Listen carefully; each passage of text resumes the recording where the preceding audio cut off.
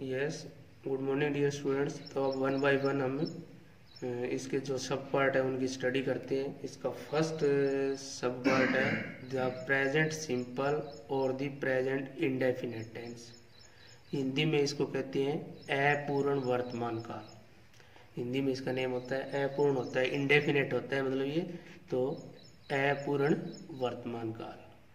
Form इसका कैसे होता है?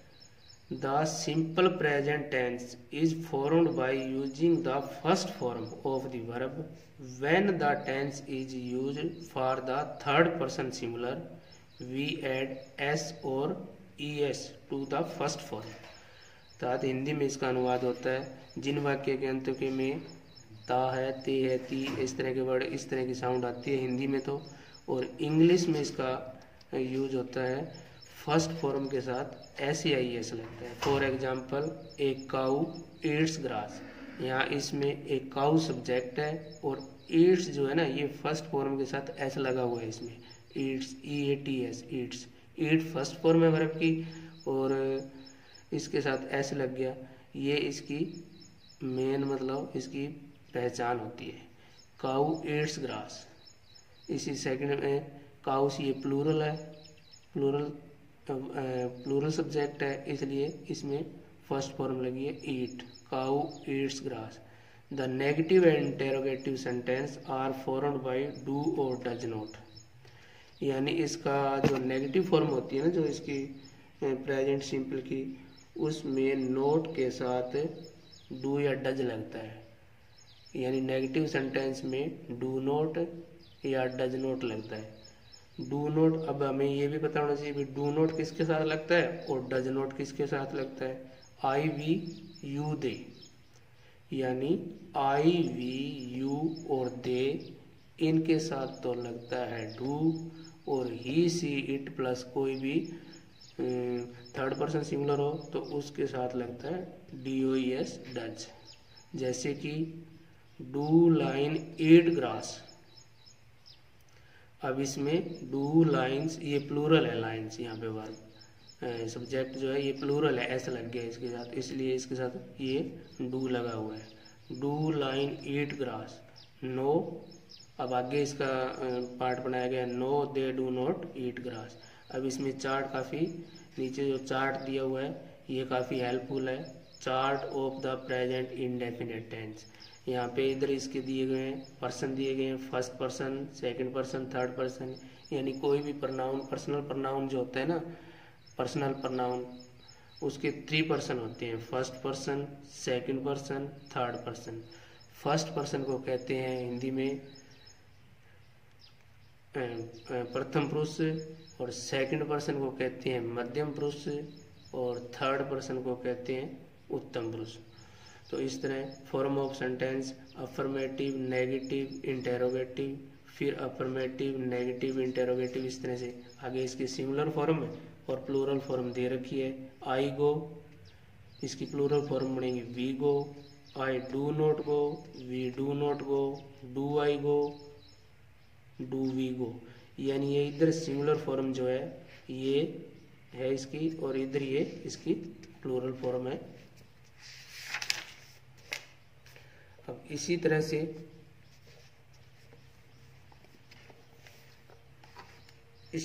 आगे इसकी थर्ड पर्सन के दिए हुए हैं। पर्सन थर्ड पर्सन की कैसी दे रखी है form of the sentence affirmative sentence, negative sentence, interrogative sentence, singular, plural.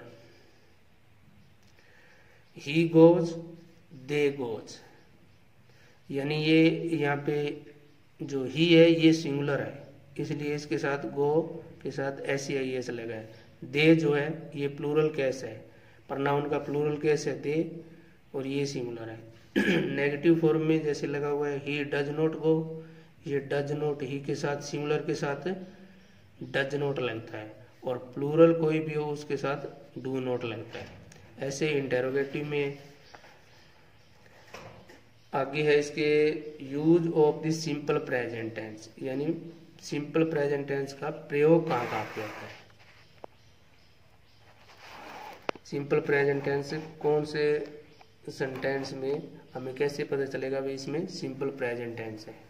इसके 5 यूज, मेन इसके 5 यूज होते हैं। पहला है to describe a habitual action. Habitual action होता है आदत के रूप में प्रयोग, यानी जो आदत के रूप में जो वाक्य होते हैं ना उसमें हैबिचुअल एक्शन उसको बोलते हैं। आदत के रूप में जैसे इसका अपन ये कह सकते हैं the sun rises in the east, यानी सूर्य पूर्व में उदय होता है, ये एक हैबिचुअल बात है। मतलब to describe a habitual action, आदत वाले वाक्य में इसका प्रयोग होता है। जैसे कि Manohar gets up early in the morning, Manohar जो है सुबह हमेशा जल्दी उठता है, तो इस वाक्य में Mohan gets up early in the morning then he goes for a walk, फिर वह घूमने जाता है, मॉर्निंग वॉक के लिए जाता है, तो ये उसकी आदत है। यानी आदत वाले किसी भी वाक्य में to describe a habitual action, आदत वाले वाक्यों में हमेशा प्रेजेंट इंडेफिनेट टेंस का प्रयोग होता है। सेकंड इसका यूज है to express a general universal और साइंटिफिक ट्रूथ। जनरल ट्रूथ होता है to express a general universal और साइंटिफिक ट्रूथ, यानी जनरल ट्रूथ होती है जो हमेशा सच होने वाली बात है, ये हमें आज भी सत्य है, आगे भी सत्य रहेगी, उसमें हमेशा प्रेजेंट इंडेफिनेट टेंस का प्रयोग होता है। पहला इसका एग्जांपल दे रखा the sun rises in the east, यानी सूर्य में से हमेशा पूर्व में उदय होता है। The sun rises in the east, यानी ऐसे टेंस में प्रेजेंट इंडेफिनेट टेंस का प्रयोग है। भी आज भी सूर्य पूर्व में उदय होता है, पहले भी पूर्व में उदय होता था और आगे भी होता रहेगा, यानी जनरल ट्रूथ है ये, सार्वभौमिक सत्य, हिंदी में इसको बोलते हैं सार्वभौमिक सत्य। टू एक्सप्रेस ए जनरल और universal truth, the sun rises का एग्जांपल जैसे दे रखा है the sun rises in the east, the truth fears no examination, यानी सच्चाई, इसमें भी सेकंड सेंटेंस में प्रेजेंट सिंपल टेंस है। सेकंड इसका थर्ड यूज है to express a fact which is true at the time of speaking. ऐसे वाक्य में प्रेजेंट सिंपल टेंस का प्रयोग होता है जो कि बोलते समय जो बात सच हो, यानी जो बात बोलते समय सच हो, ऐसे वाक्यों में भी प्रेजेंट इंडेफिनेट और सिंपल प्रेजेंट टेंस का प्रयोग होता है। To express a fact which is true at the time of speaking, यानी जो बात बोलते समय सच साबित हो रही है, ऐसे वाक्यों में प्रेजेंट सिंपल टेंस का प्रयोग होता है। जैसे इसका एग्जांपल दे रखा है रवीना लिव्स इन मुंबई, यानी रवीना मुंबई में रहती है। अब इस टेंस में, इस सेंटेंस में जो है ना रवीना लिव्स इन मुंबई, ये लिव्स वर्ब है इसमें। इस समय eight the time of speaking, बोलते समय ये बात सच है, इस समय रवीना जो है वो मुंबई में रह रही है। सेकंड सेंटेंस है the express train does not stop at this station, भी एक्सप्रेस जो ट्रेन है ना वो इस स्टेशन पे नहीं रुकती है इस समय, at the present of speaking, यानी बोलते समय ये बात सच है। नेक्स्ट इसका यूज है, अगला यूज है to express the past event in a more wide way. This use of the present is called historical present. ऐतिहासिक सत्य के लिए भी प्रेजेंट, ऐतिहासिक सत्य जो इस समय प्रस्तुत किया जा रहा है, यानी ऐतिहासिक सत्य है जो इस समय प्रस्तुत किया जा रहा है, उसमें भी प्रेजेंट सिंपल या प्रेजेंट इंडेफिनेट टेंस का प्रयोग। ऐतिहासिक सत्य कैसे, मतलब भी हम किसी ऐतिहासिक घटना का वर्णन कर रहे हैं, ऐतिहासिक घटना का वर्णन कर रहे हैं, परंतु अब उसका वर्णन अब इस समय कर रहे हैं, तो उसमें प्रेजेंट सिंपल टेंस का प्रयोग होगा। जैसे कि इसका आगे एग्जांपल दे रखा है Hemu and Akbar face each other on the battle, Akbar shoots an arrow. भी हेमू और अकबर का सामना जो है ना एक युद्ध के मैदान में हुआ तो वो पास्ट में था, परंतु फिर अकबर ने क्या किया, अकबर शूट्स एन एरो, यहाँ पे शूट्स जो वर्ब है ना ये प्रेजेंट सिंपल का है। Hemu falls of his elephant, और हेमू जो है अपने हाथी से गिर गया, यानी पास्ट की इवेंट का इस समय प्रेजेंट में जब हम उसका वर्णन करते हैं, उसका वर्णात्मक रूप में प्रस्तुत करते हैं, तो इसमें प्रेजेंट सिंपल टेंस का प्रयोग होता है। इसके बाद में next in describe running commentary, यानी जो रनिंग कमेंट्री, जो कमेंट्री इस समय चल रही होती है ना, रनिंग कमेंट्री में भी प्रेजेंट टेंस का ही प्रयोग होता है।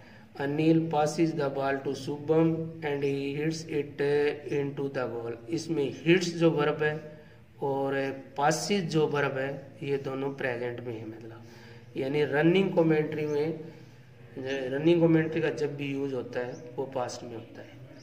इसके बाद में आगे इसमें पर्सन दे रखे हैं, इसके person first person, second person, third person, फिर सिंगुलर और प्लूरल, और ऐसे ये फॉर्म है, बी की फॉर्म है सारी, I am, we are, is are am, is are am, ये तीनों बी की फॉर्म होती है।